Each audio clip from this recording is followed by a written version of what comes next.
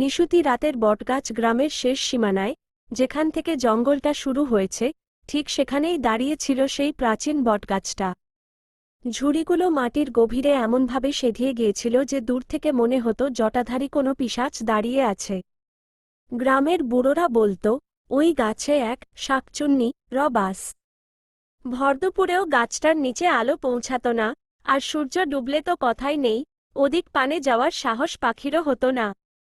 শোনা যেত, মাঝরাতে নাকি গাছটা থেকে খিলখিল করে কোনো মেয়ের হাসির আওয়াজ ভেসে আসত। কিন্তু গ্রামের মিলন ছিল একটু অন্য ধাতুর গড়া। ভূত প্রেত সে বিশ্বাস করত না। বন্ধুদের সাথে বাজি ধরে এক অমাবস্যার রাতে সে চলল সেই বটগাছের দিকে। হাতে কেবল একটা টিমটিম কেরোসিনের লণ্ঠন। গাছটার যত কাছে এগোচ্ছিল, চারপাশটা যেন তত বেশি নিঝুম হয়ে আসছিল।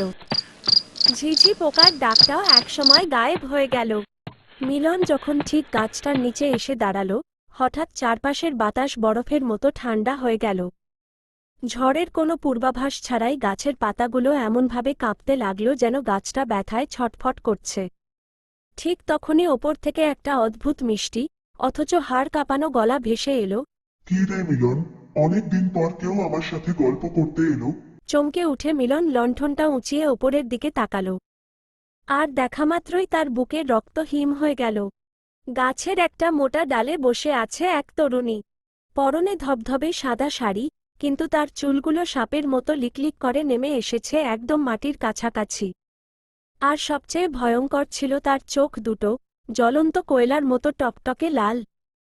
মহিলাটি মিলনের দিকে তাকিয়ে একগাল হাসল।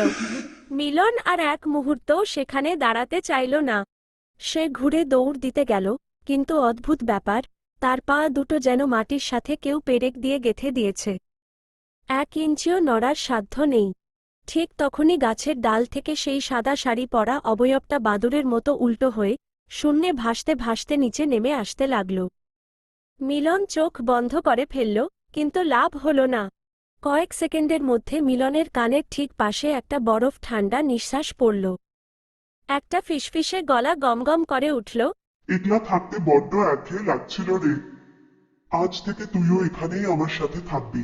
পরদিন সকালে গ্রামের কাঠকুড়ানিরা গাছের নিচে শুধু মিলনের লণ্ঠনটা পড়ে থাকতে দেখেছিল। মিলনকে আর কোনোদিন খুঁজে পাওয়া যায়নি। তবে হ্যাঁ, এখন আর মাঝরাতে ওই বটগাছ থেকে শুধু একজনের হাসি শোনা যায় না। এখন নিশুতি রাতে জঙ্গল কাঁপিয়ে একসঙ্গে দুজনের খিলখিল হাসির আওয়াজ ভেসে আসে।